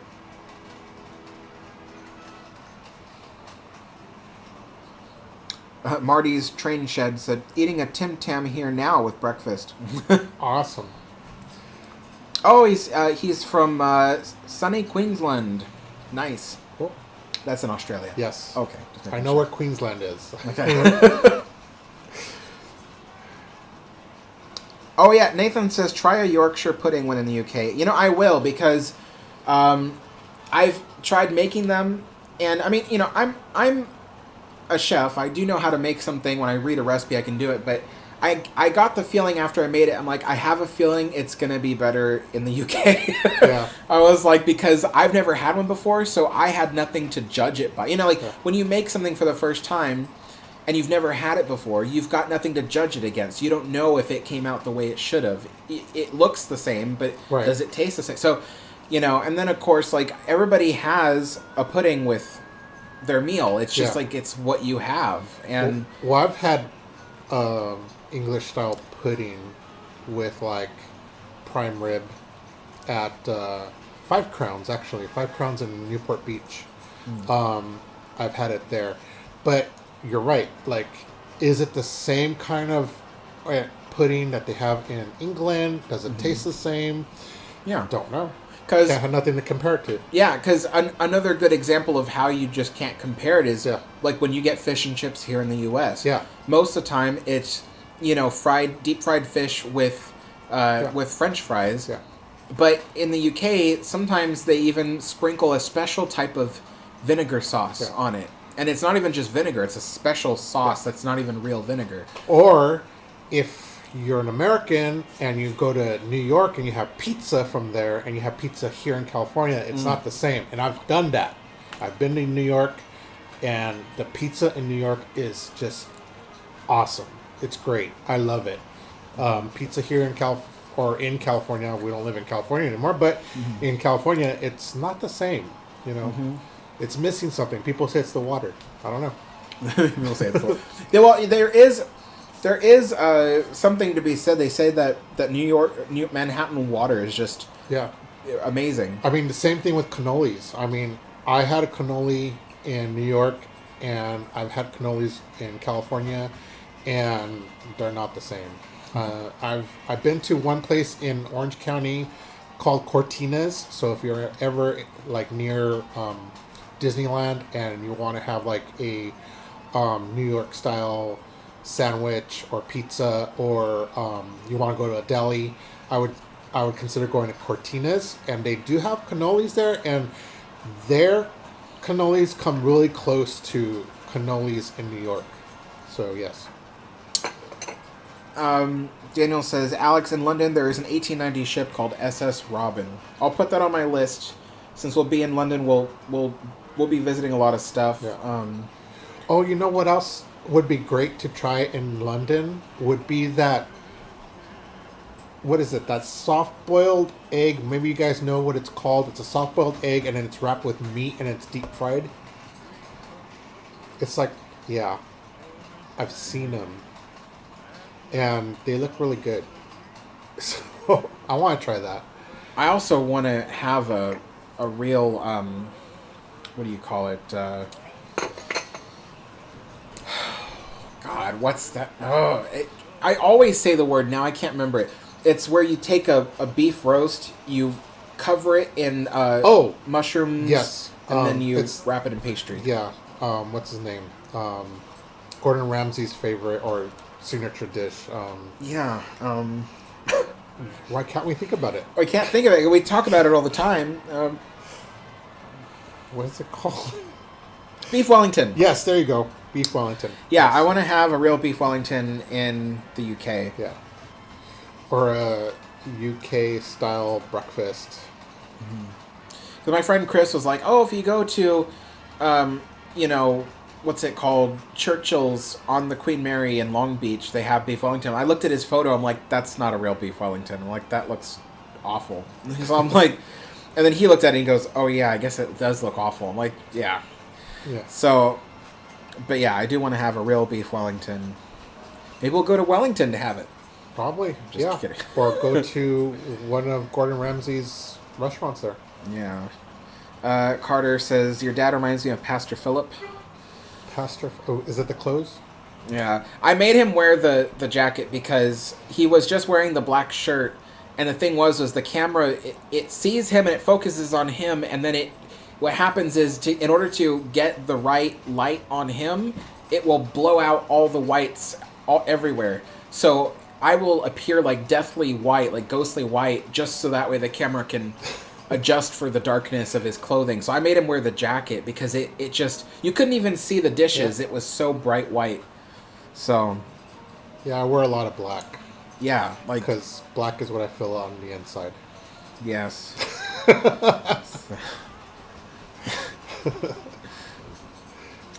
Let's see.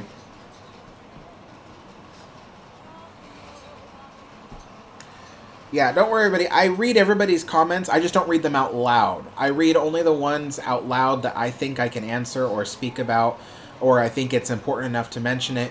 But if someone's gonna be like, like, oh, I've enjoyed like, well, like Mike said, like cabbage pudding is actually good. I'll read it and in my head, but I won't normally read it out loud because it's not really necessary to read every single one, and we'd be here forever if I did.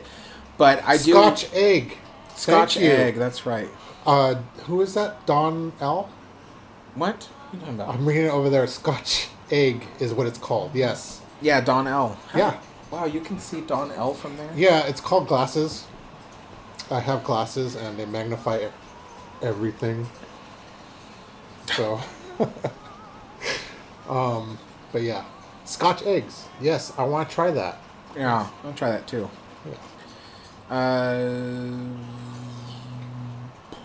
Marty says, when you're in the UK, you can get McVitie's Penguin Original, which is what Tim Tams are a copy of. Oh, okay. Oh, nice. Okay. I'd like to try that too. Yeah. Yeah. They also have a Scotland, I think. Mm-hmm. They do deep fried Mars bars. Oh, really? Yeah. So I don't know if you can get those in London either, but I hear that those are pretty good too because they do them at the fish and chips places. Like, well, not like at a pub, but they have fish and chip restaurants. Like, you can go in and they have like a big list of everything else that they fry, and one of those is a Mars bar. So, yeah, it kind of. So what sucks is I really want to go to Scotland when we go to the UK. I want to go to either Edinburgh, especially Edinburgh has a lot to see, but the other thing too is that they have the Royal Yacht Britannia, which I really, really want to see.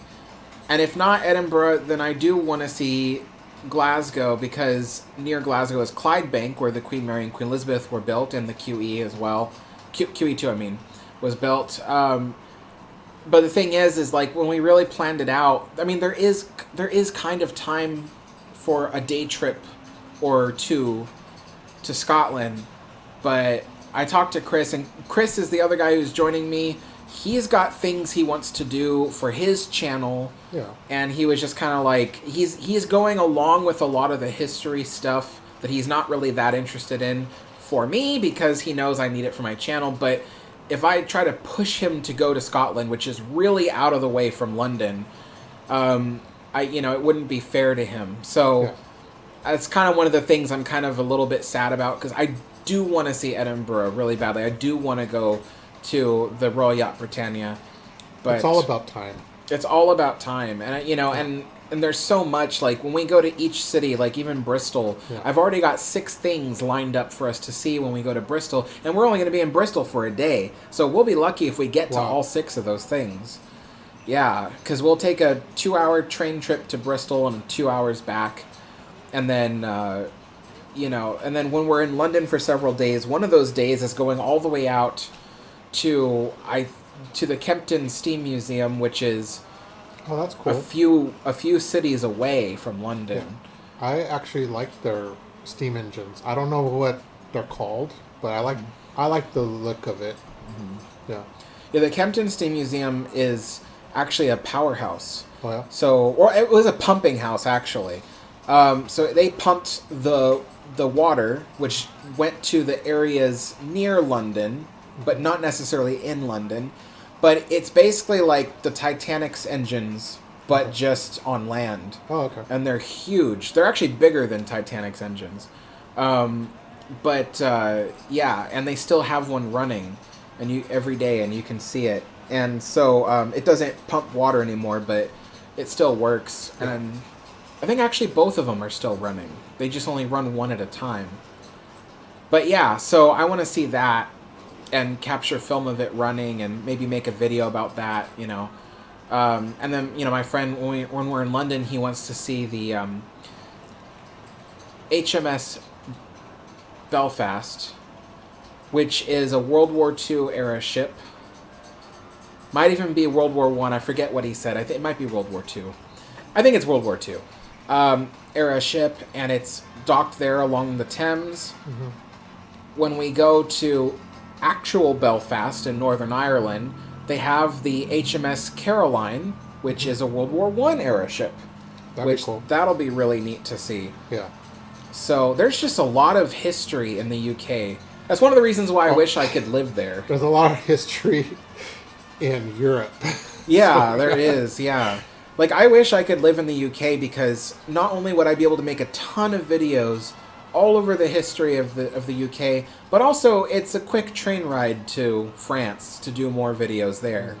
Especially, like, one thing I really, really want to see is Mont Saint-Michel, which is in Normandy, and I'd like to go there, and there's a possibility we might have time for it, but as what my friend and I were saying, it's like a 4-hour train ride to get there, or two 2-hour train rides to get there, and then we'd have to stay a night because you can't get the trains back that same day. I know that you can walk on the road that they have on there, but if you get off the road, it's not a good idea to walk because you sink into the sand. Yeah, and then the tide can come in and drown you. Yep. So but that is a place I want to say. I told my dad, like, you know, if the trip to the UK is really successful, then maybe I'll be able to go again the next year and see the stuff I didn't get to see. Like, depending on how soon I'm able to earn the money, because like I said, I might be able to start booking stuff at the start of summer. But what if we find a really good deal and it's like, oh, go in December? Yeah. Even though I know that's bad weather. I know everybody from the UK is like, Alex, don't go in December, that's bad weather. My friend really wants to see the Queen Mary 2 go through a gale. So he really wants to see that. Like, he's like, I want to see the ship in the hurricane. Yeah. So, you know, so he wants to see that. And I wouldn't mind getting some images of London in the snow. So that'd be kind cool. Yeah. I always wanted to see Paris in the snow. Me too. But I know that Paris doesn't snow until like January, February. Yeah. So but the way the weather's going nowadays could be sooner. But the issue with going this year is I wanted to see Notre Dame, which won't be open till 2024. They're saying late 2024. Wow. And, you know, you can go up to it right now, but there's scaffolding everywhere and there's walls around it. I mean, as you guys know, in 2019, it almost completely burned down. Yep. But it's getting closer to being done, but it won't be done till 2024. Wow. And so I want to go on that trip when it's done. Because I really, really want to see Notre Dame. That would be better. It would be, but at the same time, it's like, you know, like, can I really wait 2 years? You know, like, well, we're almost done with this year. No, we're not. Almost. It's going to go fast. This is the third month of the year now. But we're already going into... He's talking like it's November right now. You know, at my age, everything just goes fast. Yeah.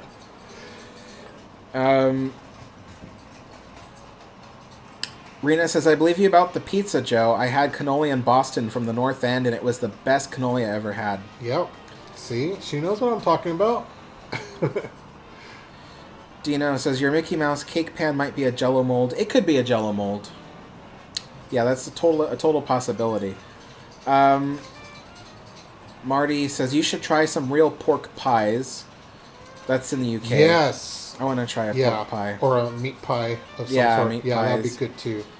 When I lived in Orange County, there was a place in Newport Beach that did Australian-style meat pies. I've been there. It was we all have, we all have. I don't think I went with you though. Yeah. Did I? Yeah. Okay.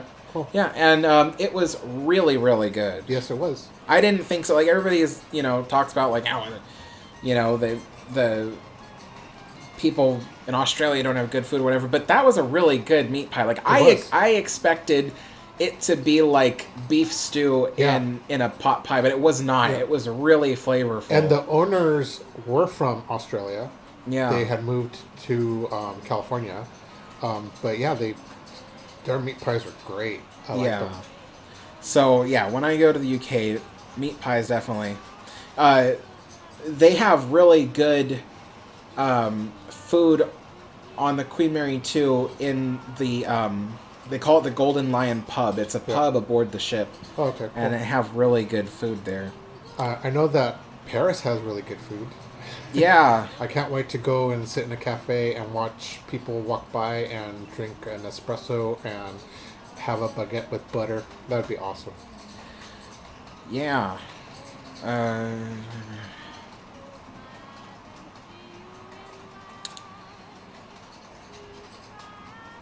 Nathan says, full English breakfast. You know what's funny is we kind of eat that here. You know, like a full English breakfast is like hash browns, sometimes slices of ham or Canadian bacon. You have like sausage links, eggs, toast. Yeah. You know, that's all kind of stuff we eat too. We just don't assemble it in the same plate usually. So it's kind of like the same stuff. Like, yeah, it's a little bit different, but they have like grilled or roasted tomatoes with their breakfast, and they have the bangers. Yeah. Yeah. So, and I know the bangers taste a little different from sausage, because our sausage is a little bit like has a spice to it. Yeah. Not spicy like in it's gonna burn your tongue kind of spices, but like or chili spices, not like that. Mm-hmm. It's just it has a spice to it. I know that bangers don't have that, and I don't know how to compare it. I don't know if you can compare it to a hot dog. I don't know. So, Danielle, in the United States, the difference between a cable car and a trolley is in the United States, a trolley is basically a streetcar that runs on rails, which all streetcars you could say run on rails. A cable car does run on rails, but its mode of power is a cable beneath the roadbed that is always moving, and the cable cars have a grip that can grab onto the cable and move. The only true street moving cable cars is in San Francisco, California. They're the last in the world. I know some people will say, oh, but Alex, there's a place in Wales that has it. That is a funicular railway. That's the difference between funicular and cable car. There's also a cable car in Hong Kong, which I've been on, and that goes up to Mount Victoria. But theirs is different. That might be a funicular railway. Yeah. Because that one, it never detaches from the cable. No. It stays. And the cable is the thing that will slow to a stop. That's what it, Yeah. Exactly. So that's why a lot of people will tell me about stuff like that. I'm like, oh, you know, like LA has a funicular railway. It's called like the Angel's Flight. So they have a funicular railway. Yes. They look a lot like cable cars, but with the funicular railway, the cars never detach from the cable, and the cable itself will have to slow to a stop for the cars to load and unload passengers. But in San Francisco, which is the last true cable streetcar system in the world, the cars will detach from the cable. The cable will keep moving, and that's what kind of makes them so efficient. But that in the United States is the difference between. I say United States because in other countries a trolley might be something different. You know, like a streetcar. The meaning of it would be different. Like a streetcar in the UK might be called a tram, but in the United States, a tram is like a parking tram, like basically a bus with several cars. Usually, there's no walls or windows; it's outside. And you get on that, and that takes you places. That's what we would call it. Disneyland has. It's like what Disneyland has. We call that a tram. Yeah. But in the UK, a tram is like a streetcar. Yeah. So that's why I try to be specific with my definitions. But yeah, when I went to Hong Kong, I liked that trip going up to Mount Victoria, and that was kind of cool. I like that. Marty says, try a pork pie with a Scotch egg inside. Oh, dude, right? You're making me hungry. Yeah.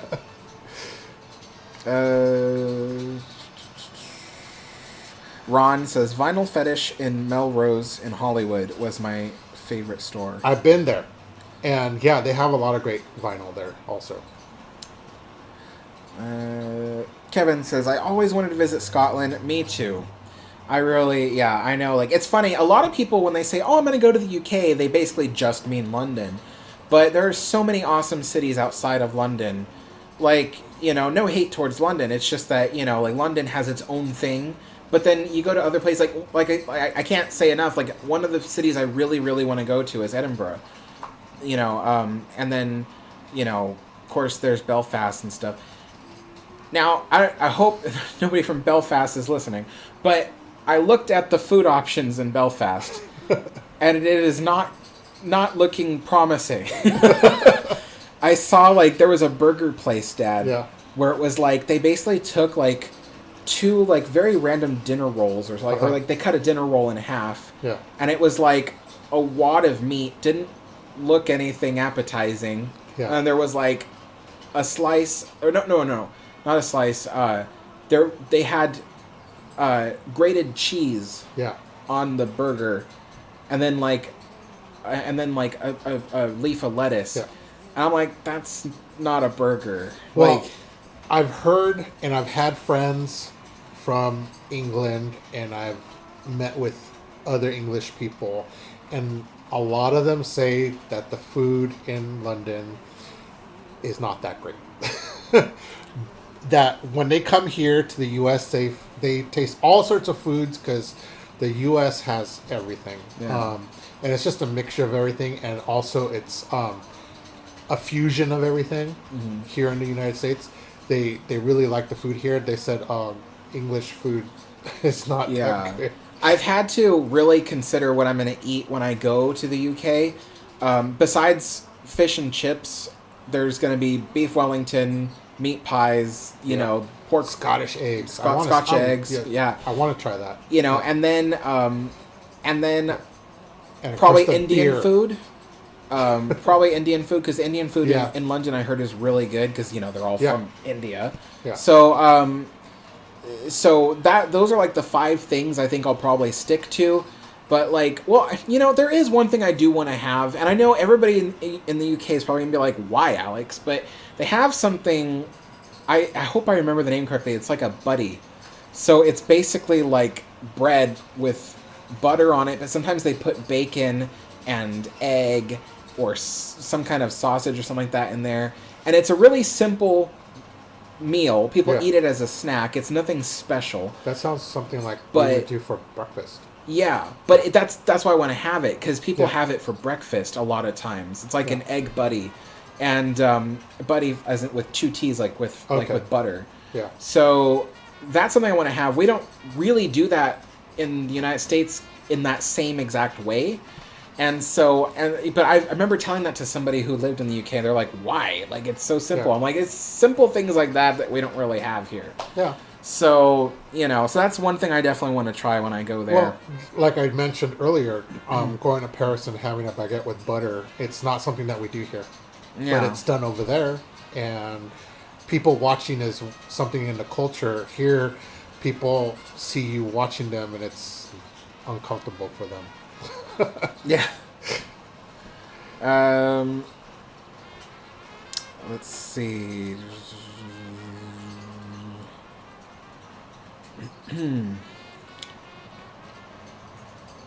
Yeah, Kevin says HMS Belfast was World War II. So yeah, Belfast, World War II, and then Caroline, which is in Belfast, is World War I.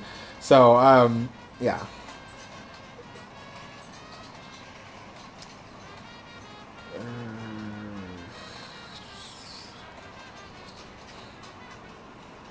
Rotipia says Kempton Park engines only run on select days. Okay, then I'll have to definitely double check that when I reserve time to go to the Kempton Museum to make sure it's on a day that they run the engine.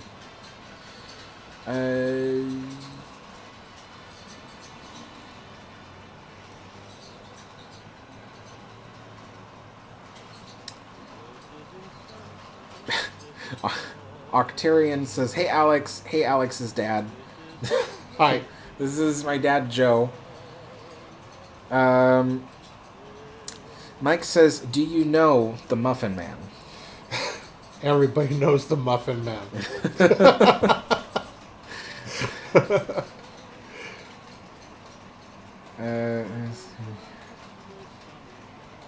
Carter says, "Are you going to meet the captain of Queen Mary too?" I think we might end up doing that because they do 2 or 3 formal nights at the onboard ship's main restaurant, and when that happens, the captain usually meet and greets with every passenger that comes in. You take a picture with the captain, and you say hello and all that. So if we do a formal night on the Queen Mary 2, then we most likely will meet the captain whether or not we want to. But although I do want to meet the captain, of course. The only thing is that to do a formal night, you must have like a tuxedo. Now, no, you don't. I don't think you need to have a for tuxedo. a Cunard ship, yeah. Oh, you do? Yeah, Cunard is very traditional. I had a captain's night, and you just have to go dress. But that's on nice. a cruise ship. Yeah. Yeah, that's on a cruise. So a normal day on the Queen Mary 2 is like a formal day on a cruise ship. Okay. And then a formal day on the Queen Mary 2 is really formal, like bow tie and stuff like that. It's like they call it a gala, and so yeah, it's like really fancy. Huh. And the thing is like I've had people go like, oh, but they only require you to have a jacket and you can wear jeans. I'm like, yeah, but I've seen formal nights, like a lot of videos of formal nights on the Queen Mary 2. Nobody's wearing jeans. Nobody. Everybody's in a tuxedo and a dress. So I don't want to be the one guy wearing jeans on a formal night. Yeah. And so I would have to jump through hoops to get a tuxedo and haul it around because we're only going to use it. They don't rent tuxedos on there? So they say they do, but it's really limited, and you have to really get in there and rent it months ahead in advance and stuff like that. And I'm kind of like, that kind of thing stresses me out because I never know if I'm going to do the right thing and get the right stuff. And so I don't know. Chris really wants to do formal nights on the ship, but I just don't know the logistics of it because there's no way I'm going to haul around a whole tuxedo all over Europe. Like, it's not going to happen. I like to travel light. I do not like to have multiple bags and stuff with me. It's a lot to keep track of, a lot to, And that's a lot of days to rent a tuxedo. That is. When you're only going to use it for one night or two. Yeah, because we're gonna be on the ship twice. The voyage there, voyage back. So even if I used it on both voyages, that's a month of tuxedo renting. That is a lot of money. Yeah. And so there is technically a way to rent it from Cunard, but I would really need to look into it and see how that works. But I don't know if I want to go through all that trouble just to do a formal night on the Queen Mary 2. Yeah. And like I said, normal day on Queen Mary 2 is already formal for a cruise ship. So like when you have breakfast, they won't let you into the buffet without a jacket. And they do the metric system, right? They do, yeah. What does that have to do with it? Well, sizing. Oh yeah, I guess so.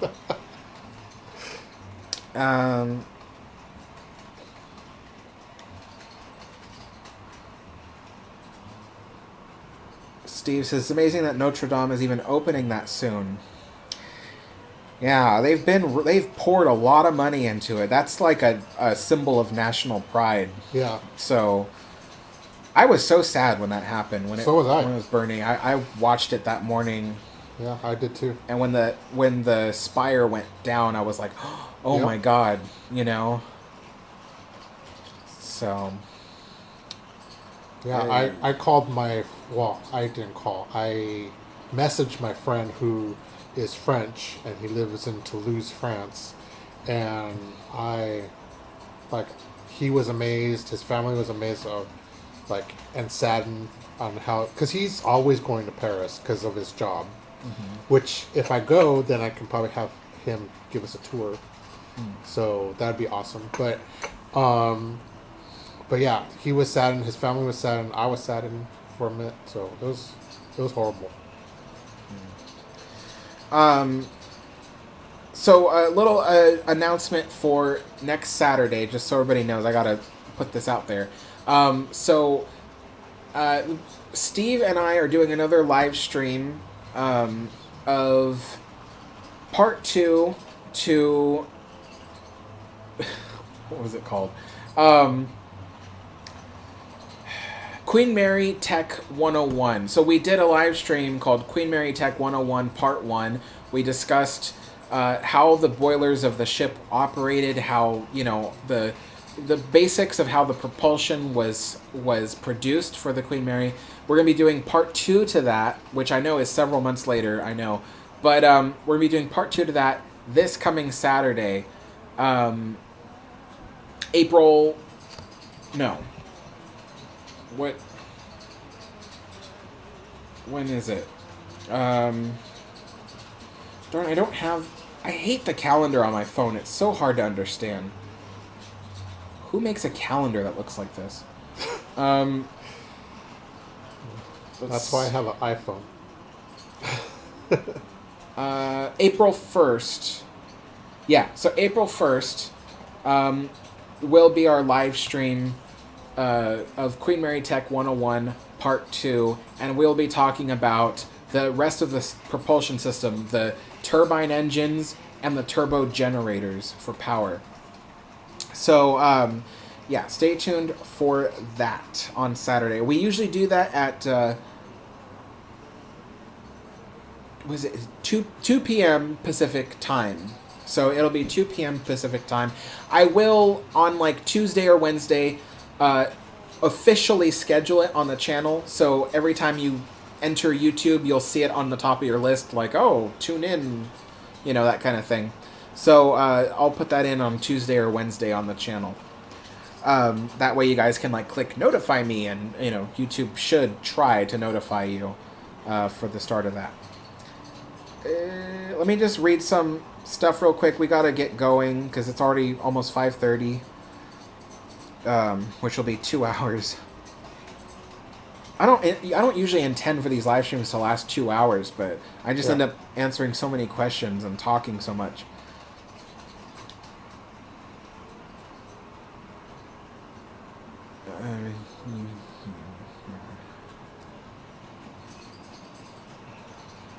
Tyler says, I always call it Great Britain. I rarely say England or the UK.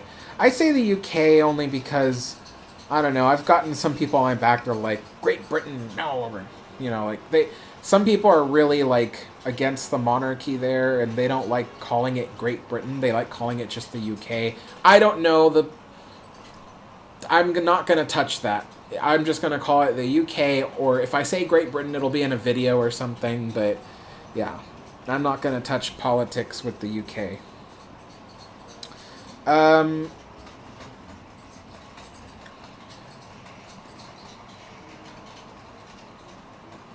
Derpy says, what part of Queen Mary 2 are you looking forward to the most? I don't really know. I mean, I've seen so many videos of people's vlogs and voyages on the ship, so I kind of know everything that's on the ship. I don't think there's anything in particular I'm looking forward to the most. Just experiencing all of it. I just want to experience it, yeah, I mean, I know one thing I'm looking forward to among the many different things is having afternoon tea every day. You go to the main lounge on the ship and they have a formal afternoon tea. So that's something I'm looking forward to. That's something Chris is looking forward to. But yeah, going to the library and, picking up a book or a magazine and just sitting there in the quiet watching the ship go through the Atlantic, or taking walks on the promenade deck. Not a lot of cruise ships have promenade decks, and so the fact that Queen Mary 2 is still an original style ocean liner and there's actually an actual promenade deck and stuff like that,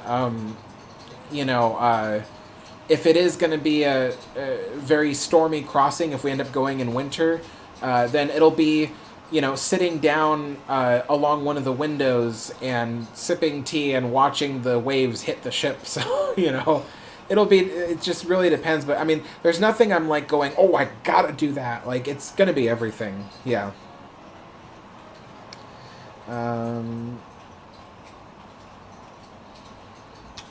Daniel says, do you plan on having O-scale figures such as conductors, firemen, engineers? Yes, there will be O-scale figures eventually on the train layout.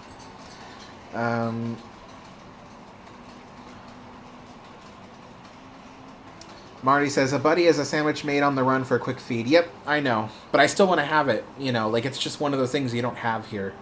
So, a chip buddy, that's another one. Yeah, chip buddy. What's a chip buddy? It's like fries in a buddy. Yeah. Okay.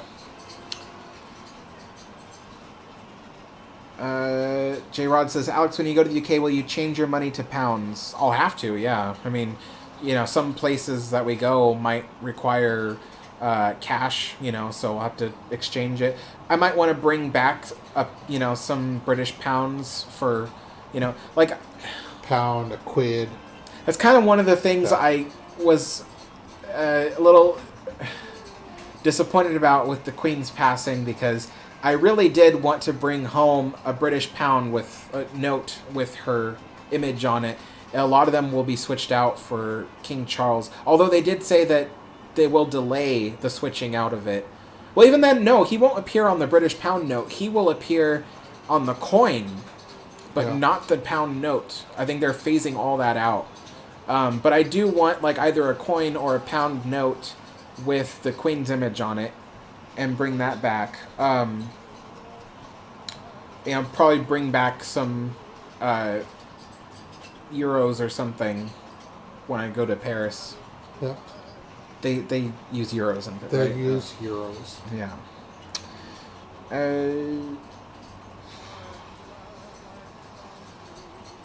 Historic ships. Alex, did you meet anyone who works for Cunard, like a staff member?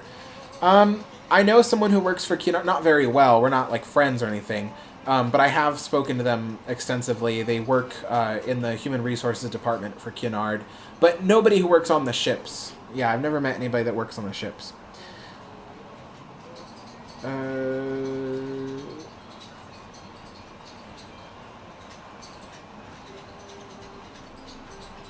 Yeah, see, everybody's telling me like, "Oh, a buddy is just normal thing." You like, that's what it is. Yeah. Like certain things. It's like when we tell people like, "Oh, you got to go to In-N-Out when you come to California," and the thing is, like, In-N-Out is so basic. Yeah. You know, like I've had people tell me I could have made that at home, and I'm like, but the point is that it's something that is only here. You know, like. Yeah.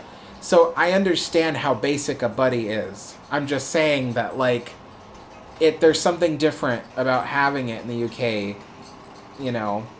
It's not something we have here, you know. Like like especially a chip buddy. Like when's the last time you had a buttered bun with French fries in it? Yeah. Like you know, never. They don't have those here. They don't have them here. So yeah, that's just something like I know how simple it sounds, but that's you just want to try it. It's just want to try it, you know. Yeah. You want to taste it. You want to see what it's like. Because there's so many people that are going to be like, oh, you got to have, like, some really, like, you know, nice British foods. Like, we will, but, you know, that's just one of the things I want to try.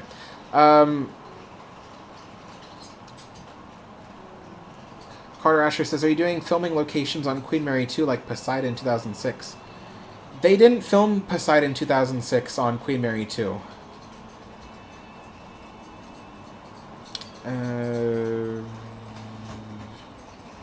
Oh, Doc says, Alex, I'll send you an email soon. There is a Rent the Runway program for men where you can rent the tux and return by mail when you disembark. I'll find the info for you. Okay. Yeah, I'll look into that then. That's cool. Mike says, squeaky train. Yeah, it's been running for so long now that it's starting to squeak again.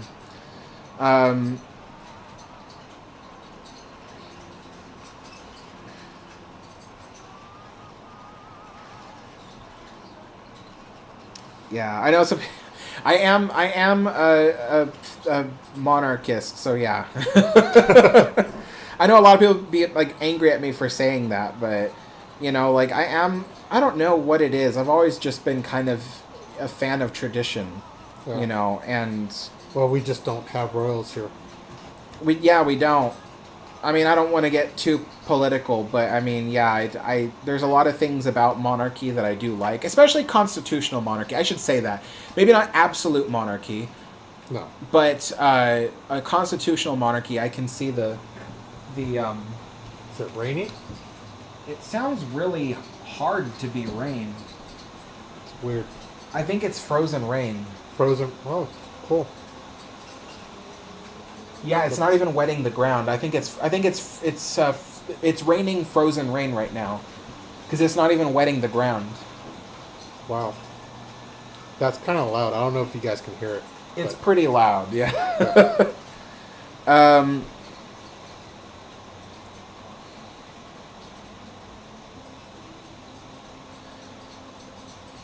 And frozen rain is a little bit different from hail. Yeah, frozen rain is different from hail.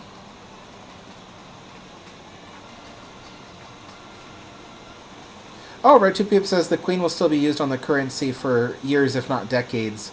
Yeah, no, Charles isn't on the coins yet. That I do know. They're still approving the final plans for the coins. But, Well, I'm sure they'll have him, like, kind of, to the side, maybe. Right? Yeah. 'Cause they don't have enough room for the ears.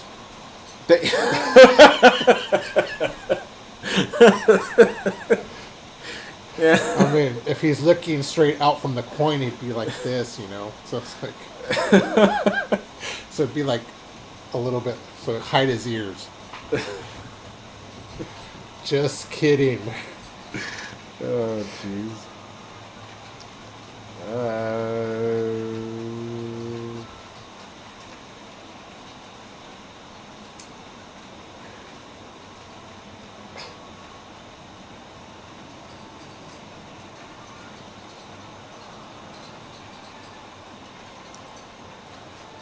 NCC, yeah, there's a lot of rumor that Cunard has toned down the formal stuff, but when people say that, they mean that when you walk around the ship, it's less formal now. But the formal nights are still just as formal as ever.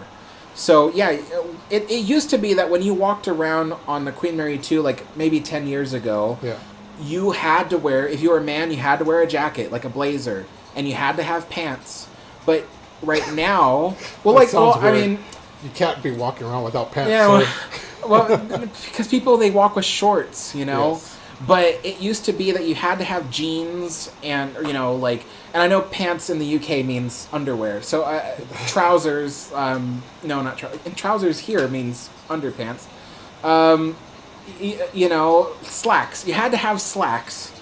But right now, if you're just walking around the ship, you don't need to be wearing slacks. You can be wearing shorts. That kind of... Not that many people do that, but... Or jeans. Or jeans, like, yeah. So in that way, it has gotten less formal. But the formal nights at the restaurant is still just as formal as ever. So, Steve says, probably sleet. It's definitely not sleet. We know what sleet looks like. It is... Yeah. Yeah, there are literally pebbles of ice on my porch right now. It's freezing rain. It's what happens is it starts raining, and as it comes down to this part of the atmosphere, it freezes solid into a hard ball. It's not hail. I know a lot of people are like, "Oh, that sounds like hail." Hail forms in the cloud. But freezing rain drops as rain and then freezes as it gets closer to ground, and then it comes down and hits the ground as a hard ball. So yeah, there's little pebbles of ice on my porch here. All right, so... Carter Asher says, are you going to see the 9/11 memorial at New York? Yes. Chris and I really want to see that. That is a major thing that we want to try to do. So... I saw it being built. Yeah, he did. He saw it being built. Yeah, it was in its beginning process, but yes. Yeah. Yeah, Tyler Frederick. No, it's not hail. It's not hail. Hail looks different. All right, folks, we're gonna get going. It's 5:34. Yeah. Shiloh, Wow. if you're watching, 5:34. I tell people that there's this weird coincidence that happens now, that I always see the number 534 everywhere. Oh, yeah. 534 is the whole number of Queen Mary. Oh, okay. It is really weird. There you go. It's like all the time. Like my friend Shiloh and I, we always talk about it because we see it everywhere now. It's like really strange. All right, folks. We will see you all later and have a good one. Bye-bye. Thank you.